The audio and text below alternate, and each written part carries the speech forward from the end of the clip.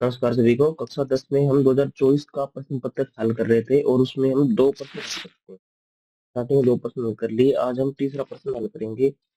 इसमें देखिए, पहला प्रश्न क्या दे रखा है। x का मान दे रखा है 2 की घात 3 गुणा 3 की घात 2 और y बराबर दे रखा है 2 की पावर 2 गुणा 3 की पावर 2। हमें क्या पूछा हुआ है, x और y का लघुत्तम स्वापत्य ज्ञात कीजिए। एलसीएम ज्ञात करना है इस प्रश्न का। देखिए, एलसीएम में क्या है, इसमें गुणनखंड आप हमको करके दे दिए, तो सिर्फ हमें एलसीएम ही लिखना है आंसर इसका। एलसीएम में देखो, सेम जो गुणनखंड है उनकी अधिकतम घात लेते हैं। यहाँ पर 2 की घात 2 है और यहाँ पर 2 की घात 3 है। तो 2 की घात 3 वाला गुणनखंड हम इसमें लेंगे और 3 की पावर यहाँ पर 2 है और यहाँ पर भी 2 है, तो अधिकतम पावर 2 ही है और वही रखेंगे, ये आ जाएगा। 2 की पावर 3 का मतलब हो जाएगा 8 और 3 की पावर 2 का मतलब हो जाएगा 9 और 8 9 72। ये हमारा इसका एलसीएम आ गया। एक नंबर का प्रश्न था, गुणनखंड वगैरह सब कुछ किए हुए थे, सिर्फ हमें तो एलसीएम में इसका मान रखना था। और अगर इसी प्रश्न का एचसीएफ पूछता है, कैसे करते हैं एचसीएफ में, न्यूनतम गुणनखंड लेने कॉमन वाले, और कॉमन नहीं है वो रखना ही नहीं है हमको। तो कॉमन न्यूनतम देखो, 2 की पावर 2 है, यहाँ पर 2 की पावर 3 है, तो 2 की पावर 2 ही लेते हैं हम एचसीएफ में। और 3 की पावर दोनों में है और 2 2 है, 3 की पावर 2 लेते हैं। कितना आता, ये 4 और ये 9, तो 4 9 36। एचसीएफ इसका 30 है। पूछा नहीं है, परंतु आप सीख लो इसका एचसीएफ निकालना। नेक्स्ट क्वेश्चन है, शून्य को बताना है बहुपद का। बहुपद के शून्य, तो शून्य को बताने के लिए बहुपद को 0 के बराबर रख देंगे। x² - 3 बराबर 0। अब यहाँ से हम x का मान निकालेंगे। x बराबर कितना आएगा, +3। वर्गमूल कर देंगे, स्क्वायर हटाने के लिए क्या करेंगे, वर्गमूल। वर्गमूल करने पर तो x बराबर आ जाएगा ±√3, ±√3। इसके शून्य का आगे प्लान भी करते हैं, 1 नंबर वाले छोटे प्रश्न आएंगे। देखिए, इस समीकरण को हल कीजिए। इस समीकरण को हल करना, ये थोड़ा सा प्रश्न बना सकता है। प्रश्न नंबर 3, देखिए समीकरण के हल क्या आएंगे। समीकरण हमें दे रखी है x + y बराबर 14 और x - y बराबर 4। दोनों समीकरणों को हम क्या करेंगे, प्लस कर देंगे।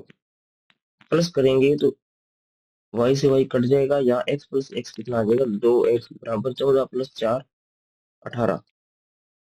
और 2 इस तरफ आएगा भाग में, तो 18 में 2 का भाग कर देंगे, कितना आ जाएगा। अब ये x का मान 9 किसी भी एक समीकरण में रख दो, y का मिल जाएगा। तो समीकरण 1 में रख देता हूँ मैं। समीकरण 1 में x का मान रखने पर, समीकरण 1 में x का मान लिखेंगे। 1 में x का मान रखने पर, यहाँ पर x लिखा हुआ वहां 1 लिख देंगे, 9 लिख देंगे, तो 9 + y बराबर कितना होगा, 14। प्लस का 9 है, दूसरी तरफ लेके जाएंगे, माइनस का हो जाएगा, y बराबर 14 - 9 यानी कि 5। तो ये इसमें x और y के मान आ गए। नेक्स्ट प्रश्न देखिए, इसमें क्या दे रखा है। नेक्स्ट प्रश्न में हमें इसमें एक त्रिभुज दे रखा है और आकृति में डी ई जो भुजा है वो बी सी के समांतर है। डी ई भुजा बी सी के क्या है, समांतर। और ई सी का मान बताना है। ई सी यानी कि इस पार्ट का मान हमें बताना है। इसको हम क्या मान लें, ई सी को x मान लिया। अब देखिए, थेल्स प्रमेय में क्या होता है कि अगर ये भुजा सामने वाली भुजा की समांतर आए, तो इन बाकी दोनों का अनुपात क्या रहता है, सेम रहता है। तो इनका अनुपात देखो, ये 1.5 से 3 होगी, डबल होगी, तो ये भी 1 से डबल होकर कितनी हो जाएगी, 2। उत्तर तो हमें 2 प्राप्त होगा। बाकी इनका अनुपात सेम रहता है, तो आप अनुपात निकाल लो कि x/1, x/1, इधर 3/1.5, 3/1.5। ये पॉइंट हटानी है, ऊपर 10 10 यानी कि 0 लग जाएगा। बटे में x है, x के बटे में 1 है, ए का कुछ होगा नहीं, और 15 एकम 15, 15 दो 30, तो ये आ जाएगा x बराबर 2 सेमी। ये थेल्स फॉर्मूला से मैंने कर दिया, आप इसको लिख देना थेल्स फॉर्मूला, इस फॉर्मूला लगाइए और फिल कर दिया।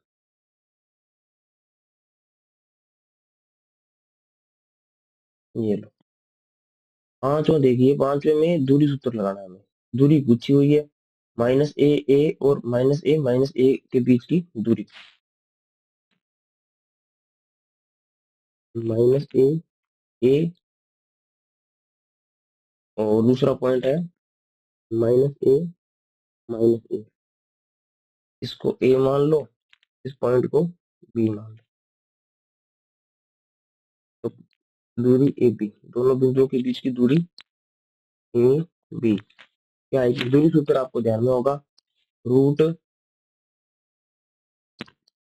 X two minus x one की स्क्वायर होल स्क्वायर और plus y two minus y one की होल स्क्वायर। तो पहले वाले को हम एक्स में रखेंगे, दूसरे को वाई में, एक्स वन वाई वन, फिर इसको ऐसे एक्स टू और वाई टू।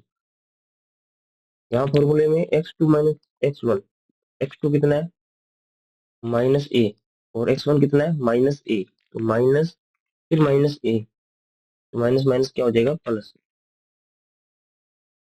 ऐसे दूसरे में वाई टू कितना है माइनस ए, फिर माइनस, ये ए प्लस का ही है तो यहाँ पर माइनस ही रहेगा, फिर ये प्लस ए माइनस ए तो कट जाएगा, ये तो जीरो हो गया।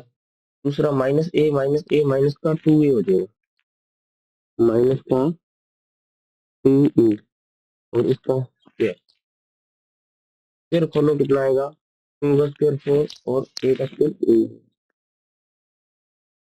और ऊपर रूट लगा। अब वर्गमूल करोगे तो वापस 4 का वर्गमूल 2 और ए स्क्वायर का वर्गमूल 2, ये दूरी आ जाएगी 2a। ये नेक्स्ट प्रश्न 6वां इसका, एक ऊर्ध्वाधर खंबे की परछाई उस खंबे की ऊंचाई के बराबर है, तो सूर्य का उन्नयन कोण क्या होगा? तो ये प्रश्न मैंने जब ये प्रश्नावली कराई थी तब बताया भी था, इसका आंसर डायरेक्ट आप याद भी रख सकते हो, क्योंकि इसमें क्या बनता है, समकोण समद्विबाहु त्रिभुज बनता है, और समकोण समद्विबाहु त्रिभुज में दोनों कोण बराबर आएंगे, तो 45 डिग्री के बनेंगे। एक बार डायग्राम को भी देख लीजिए, इसमें क्या है कि इसमें खंबे की ऊंचाई और परछाई की लंबाई दोनों क्या दे रखी है, बराबर दे रखी है, दोनों साइड बराबर है। ये कोण कैलकुलेट में पता है 90 डिग्री होगा। अब इसके सामने वाले दोनों कोण कितने कितने भी आएंगे, तो त्रिभुज के तीनों कोणों का जोड़ 180, इसमें से 90 का हमने एक कोण निकाल दिया, पीछे बचे दो कोण, कितने हो गए 90 के। अब दोनों का योग 90 है, दोनों कोणों का मान बराबर है, क्योंकि ये भुजा बराबर है तो इनके सामने वाले कोण भी क्या होंगे बराबर, 90 के दो बराबर, इसमें करोड़ कितने कितने आएंगे 45 इसको डायरेक्ट लेकर आ गया। अगर यही प्रश्न ऑब्जेक्टिव में आता तो आप डायरेक्ट 45 पर टिक कर सकते थे। अब आपको हल करना है, करने के लिए क्या करेंगे,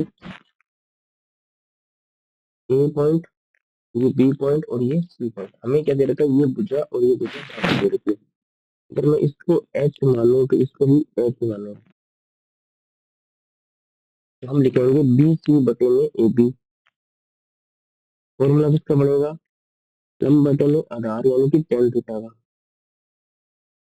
और दोनों ही एच है, तो एच बटे में एच बराबर टेन थीटा, एच से एच कैंसिल हो जाएगा, एक बचेगा, तो टेन थीटा बराबर एक, और टेन थीटा कितने पर एक होता है, टेन और कोड दोनों ही 45 डिग्री पर एक आते हैं, टेन 45, टेन से टेन कैंसिल, थीटा बराबर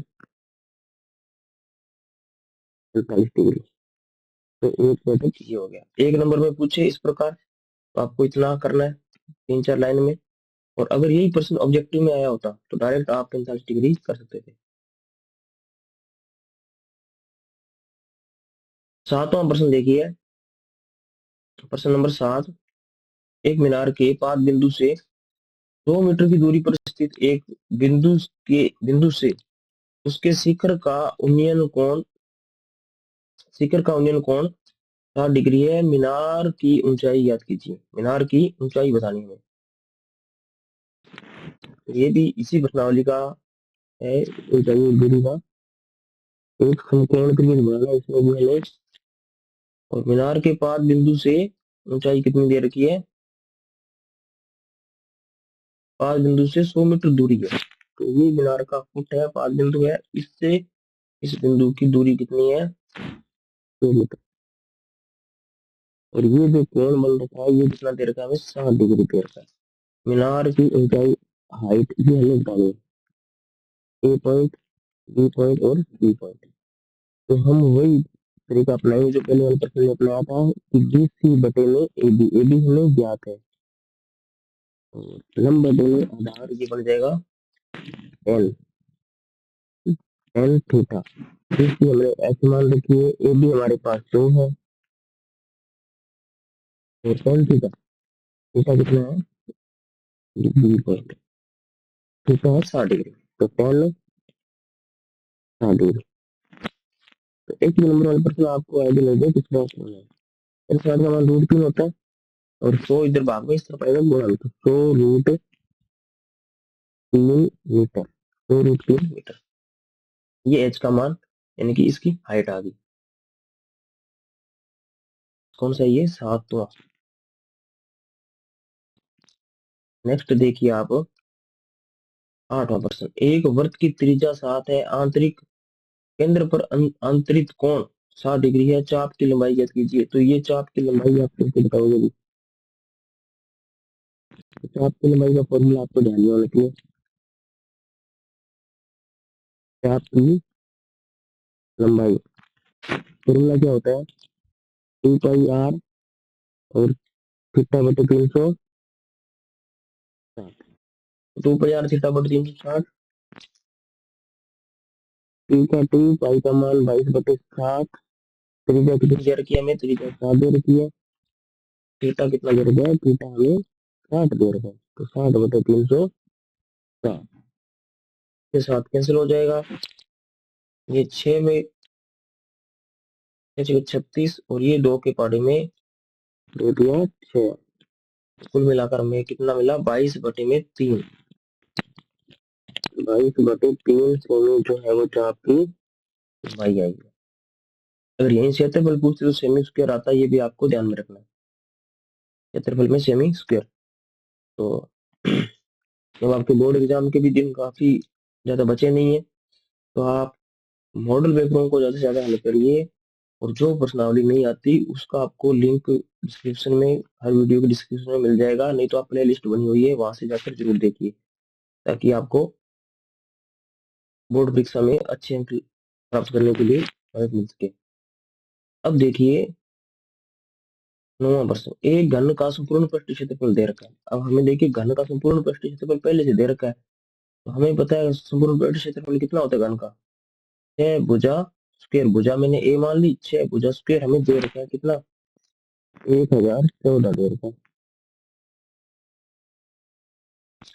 ये है प्रश्न नंबर 9। थोड़ा सा इसको शॉर्ट में लिख दिया।